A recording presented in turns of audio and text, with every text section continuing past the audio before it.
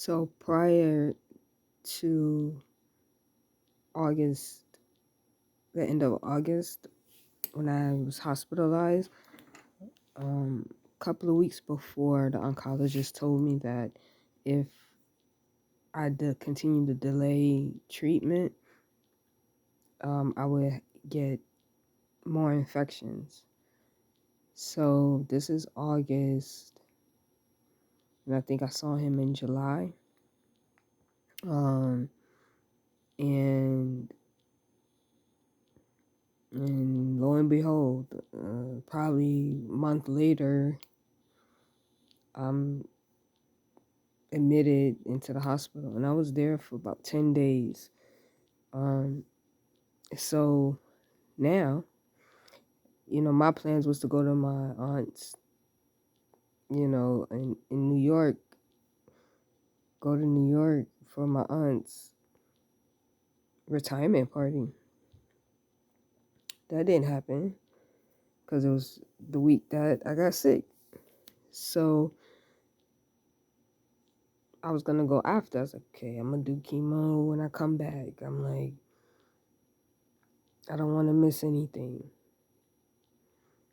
But that didn't happen. Um,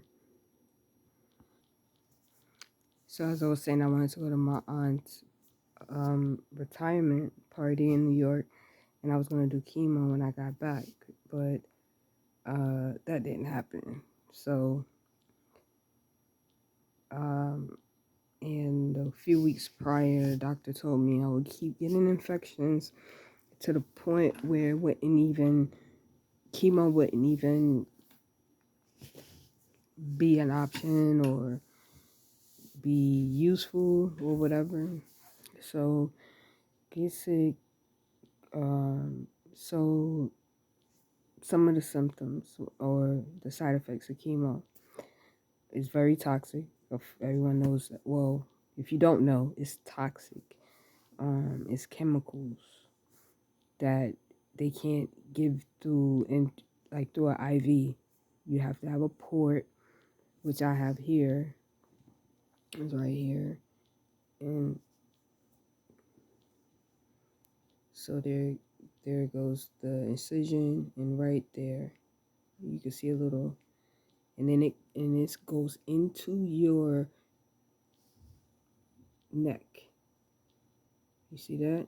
That's this is the port. This is the catheter that is going through your vein, right here. So, I'm in the hospital. This is on a Friday. I had to decide: do I want to go? Do I want to do chemo now? Right? Because they said when you do chemo, the doctor, you have to be admitted for the first initial treatment because they gotta watch you, observe you. So I had to. So I was like, it was a slow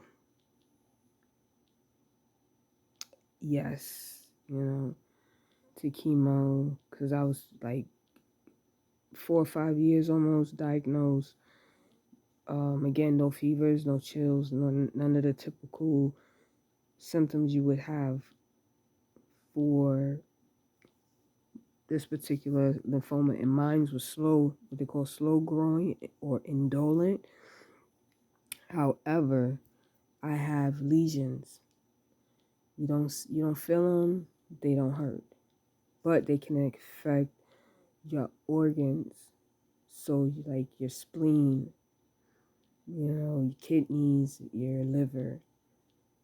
So when you get staged, it'll be like above your diaphragm, um, above or below, and then that's how they determine what stage you're in. And then if it goes outside of the initial region of where, like, my mass was in my right groin, so if it stays there, it's like maybe stage one, stage two. It goes outside of it to other parts.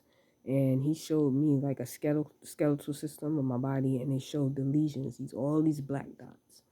So again, I'm in stage 4A, which is the last stage. You got 4A, 4B, I guess. And this was from being diagnosed in 1920 up until now. A previous oncologist said I should be pushing up daisies. That was his exact words.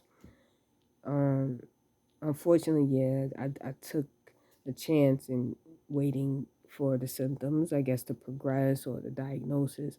Now, what he showed me doesn't look like how I should feel, with the lesions and everything.